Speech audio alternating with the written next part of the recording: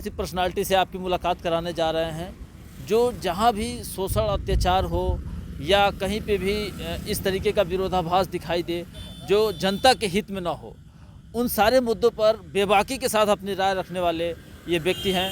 किसान विकास मंच से जुड़े हुए हैं और भी बहुत सारे छोटे मोटे संगठनों से जुड़े हुए हैं और जहाँ भी जिस तरह की भी ज़रूरत होती है, समाज जन सरोकार से जुड़े मुद्दे होते हैं, उस पर बड़ी मुखरता के साथ बोलते हैं।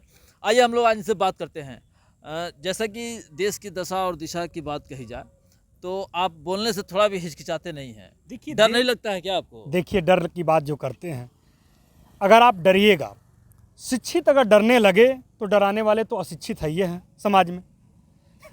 सोच के बोलिएगा। अरे सोच के बोल रहे हैं भैया। अरे अशिक्षित आप कैसे बोल रहे हैं? देश की लिटरेसी जो है कि 74% है, आप कह रहे हैं अशिक्षित। पढ़ा लिखा लोग रोडों पे घूम रहे हैं, ठीक ना? पढ़ा लिखा लोग ये रोडों पे घूम रहे हैं। पढ़े लिखे लोगों को दिल पे लग जाएगी बात।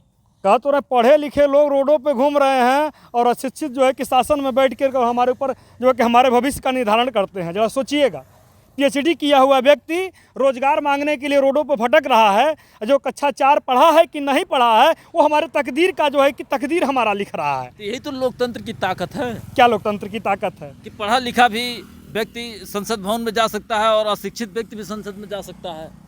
तो तो है ही, ये तो लोकतंत्र की ताकत है। तो लोकतंत्र की ताकत को कहाँ एतराज है आपको? क्यों एतराज जता रहे हैं? हम एतराज ये जता रहे हैं कि अब जो है कि जिस तरह से पहले जब देश आज़ाद हुआ तो उस समय जो है कि शिक्षा को जो है कि नहीं उसमें कैटेगरी में रखा गया था।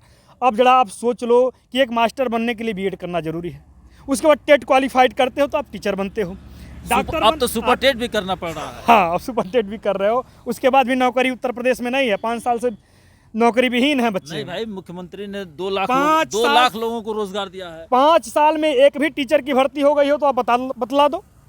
पूरे प्रदेश की बात कर रहा हूँ, उत्तर प्रदेश में 5 साल में एक भी टीचर की भर्ती निकल गई हो तो बता दो। मैं आपको पीछे ले जाऊंगा, मैं पीछे ले जाऊंगा। 69,000 शिक्षकों की भर्ती नहीं हुई। पिछले गवर्नमेंटों की भर्ती थी, पिछले गवर्नमेंटों की निकाली हुई भर्ती थी। ये अपने गवर्नमेंट में निकाल करके कोई भर्ती बता दें। नहीं, एक बार फिर से याद करें आप। याद है, मुख्यमंत्री जी सीधे तौर पर कह रहे हैं कि हमने 2 लाख लोगों को रोजगार दिया। किस डिपार्टमेंट में दिया है? हर साल पेट होता है, पेट जो है कि हर साल होता है और पेट के थ्रू कितनी नौकरियां मिल गई हैं 2022 में? आप जोड़ के बता दीजिए हमें। आप तो शिक्षित हैं, आप लोग आवाज़ नहीं उठाइएगा। जनता का आवाज़ आपको उठाना है। जब मीडिया ही बिक रही है तो क्या करिएगा? नहीं, कहाँ सारे लोग कहाँ बिके? बाजार है तो कुछ लोग बिके होंगे, लेकिन कुछ लोग तो अपना काम ईमानदारी से कर रहे हैं। बिल्कुल, उन्हीं ईमानदारी के बल पर तो हम जो है कि जनता के बीच में जा रहे हैं और जनता की आवाज़ को उठाने का काम कर रहे हैं। इसीलिए जो नहीं बिके हुए हैं, जो टिके हुए हैं, उन्हीं के दम पर तो हम जो है कि आवाज़ को बुलंद करते हैं और आवाज़ को उठाते हैं। उन्हीं को धन्यवाद देते हैं। उन्हीं के ऋण पर इस देश का लोकतंत्र टिका हुआ है, क्योंकि मीडिया चौथी स्तंभ है। देखिएगा, जब मीडिया बिक जाएगी, अब कहते हैं ना मीडिया बिकी नहीं है, बिकी नहीं, बिकी नहीं है। अरे जो अपनी इज्जत नहीं बचा पा रहे हैं भाई साहब, मीडिया का जो है कि कौन सा स्थान, स्वतंत्रता में भारत में कौन सा स्थान चला गया जानते हैं? 180 पहुंच गया। बताइए जरा, क्या क्या हो गया? इसका मतलब मीडिया जो है कि प्रतंत्र हो गई। हम जो है कि कहते हैं बार बार, पाकिस्तान की बात याद दिलाते हैं लोग, हमें समझ में नहीं आता है। देश में महंगाई का मुद्दा उठाने के लिए कोई तैयार नहीं होता है। देश में महंगाई, टमाटर की कीमत जानते हैं कितनी हुई थी देश में? यह बहुत पुरानी बात बता रहे हैं। टमाटर की कीमत 200 रुपए थी, आज जाके देखिए ना, आज तो 20 रुपए है। वही बात मैं कर रहा हूँ।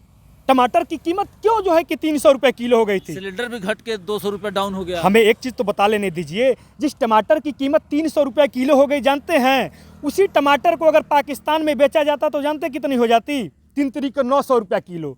तो ये गोदी मीडिया, जिन्हें कहा जाता बिकी हुई मीडिया, टीवी पर आके चिल्लाना ले, देखिए पाकिस्तान का हाल, पाकिस्तान में 900 रुपया किलो टमाटर।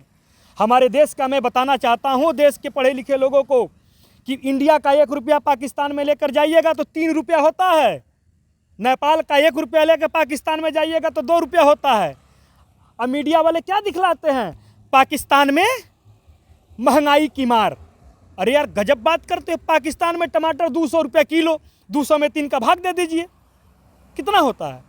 आज अगर हम देखें कि लोकसभा चुनाव नज़दीक है, 6 महीना, लेकिन सारी पार्टियां एकजुट होती जा रही हैं, तटस्थ होती जा रही हैं। कहीं एनडीए बन रहा है, कहीं जो है कि इंडिया बन रहा है। तो अब क्या लग रहा है कि जनता इन सारे वादों को समझ पाएगी या फिर धोखा खाएगी? देखिए, जनता को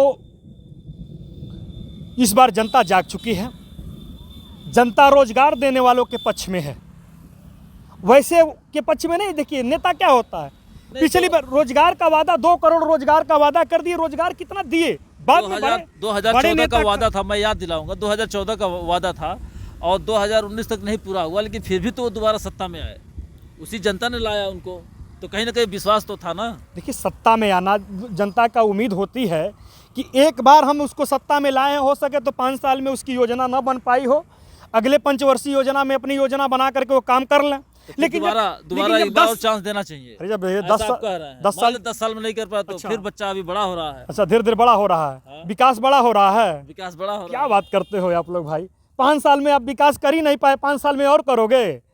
ये कब तक चांस भरोसा नहीं लोगे? है क्या? भरोसा नहीं है। जनता का भरोसा उठ चुका है, ठीक ना?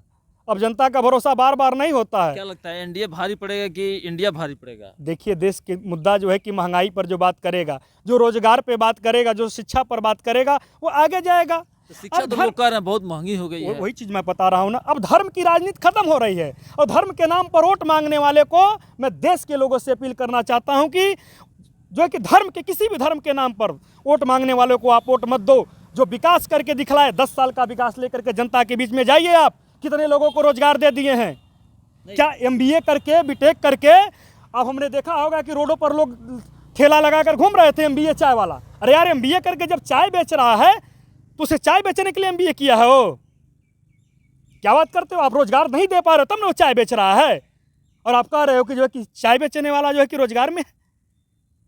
आप अपनी विफलताओं को नहीं कर रहे हो। वो रास नहीं आ रहा आपको। गजब बात करते हो आप। MBA क्यों कराए? चाय बेचने के लिए आप MBA कराए हो?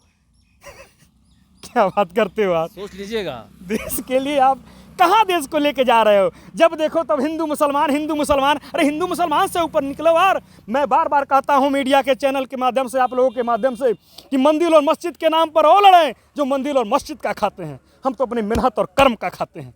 किसान का बेटा हूँ, गरीब का बेटा हूँ, दूध बेचने वाले का बेटा हूँ, इसलिए बार बार मैं किसानों की आवाज़ उठाता हूँ देश के सामने। अभी देश में G20 हुआ है और देखिए पूरा विदेशी फंड हमारे देश में आने जा रहा है, रोजगार की बौछार होने जा रही है। देखिए हर मुद्दे पर अगर कोई 24 घंटा राजनीतिक मुद्दा में ही रहे, G20 का निर्धारण जो है कि 23 में हो गया तो भारत में होगा, 24 में अगले देश में होगा। तो हर चीज़ में अगर आप राजनीति ढूंढिएगा कि फलाना ने करा दिया। अच्छा बताइए, G20 का जो सम्मेलन है, जितने देश हैं, किसी न किसी देश में घूम करके उसका सम्मेलन होना है। जब दूसरे देशों में सम्मेलन हुआ है तो आपके देश में आप सम्मेलन कराना ही है। उसमें आप जो है कि हर जगह आप मौका ढूंढते हो। क्या बात करते हो? हुआ है, सम्मानजनक है। और पहली बात कि देश के प्रधानमंत्री का आज जन्मदिन है। हाँ, आज बर्थडे है, पूरा देश सेलिब्रेट कर रहा है। हाँ, इसके लिए मैं बधाई देता हूँ किसान विकास मंच की तरफ से, देशवासियों की तरफ से। उनकी बर्थडे की जो है कि हार्दिक बधाई, शुभकामनाएं दे रहे हैं। हार्दिक शुभकामनाएं। देशवासियों से क्या कहेंगे? देशवासियों से मैं कहूँगा, इस बार आप सत्ता बदलिए और इस बार आप धर्म, जाति, मजहब से दूर हट करके जो है कि विकास के नाम पर वोट करिए। ये अपना 10 साल हो गया विकास का, इनका 10 साल का अपना खाका दिखाएं कि कितने लोगों को रोजगार दिए हैं, उस पर, उसके मुद्दे पर लड़ें। बार बार प्रभु श्री राम के नाम पर वोट कब तक मांगोगे गुरु? प्रभु श्री राम के नाम पर हमारे देश में केवल एक ही पार्टी है जो प्रभु श्री राम के नाम पर वोट मांगती है। मैंने कहा था ना कि मंदिर और मस्जिद के नाम पर वो लड़े जो मंदिर और मस्जिद का खाते हैं। कभी मंदिर और मस्जिद का जो है कि खाने वाले कभी लड़ते देखे हैं? देश में देखिए कोई भी नेता कभी शिक्षा की बात नहीं करता है। क्यों नहीं करता जानते हैं? वो जानता है कि जिस दिन शिक्षित हो जाएंगे लोग, उस दिन मस्जिद और मंदिर के नाम पर नहीं लड़ेंगे, उस दिन हमसे रोजगार मांगेंगे, उस दिन हमसे सवाल करेंगे कि आपने कहा था कि हमको आपको रोजगार देंगे, आप क्यों नहीं दे रहे हैं? देश में सबसे अगर कमज़ोर है कोई तो शिक्षित वर्ग कमज़ोर है, क्योंकि वो जो है कि पचड़ा में नहीं पढ़ना चाहता, राजनीति में नहीं आना चाहता है। लेकिन मैं आपके माध्यम से, आप लोगों के माध्यम से मैं चाहता हूँ, देश के नौजवानों से अपील करना चाहता हूँ कि आप राजनीति में आओ, आपके अपने भविष्य का निर्धारण करो। जरा सोचिए कि आप पढ़े लिखे हो, आप पढ़े लिखे होकर के राजनीति में नहीं आओगे तो आपके भविष्य का निर्धारण अनपढ़ करेगा। आप अनपढ़ से रोजगार की उम्मीद करोगे? आप राजनीति में आओ, आप देश की तकदीर हो, आप देश की भविष्य हो। 55% पूरी दुनिया में, देश में युवा भारत में है। आज सबसे ज़्यादा दुनिया में बेरोजगार कोई है तो भारत का युवा है। जरा सोच लीजिए कि 55% है युवा और बेरोजगार है। 20 साल बाद क्या वृद्ध नहीं होगा वो? 20 साल बाद देश की क्या स्थिति होगी?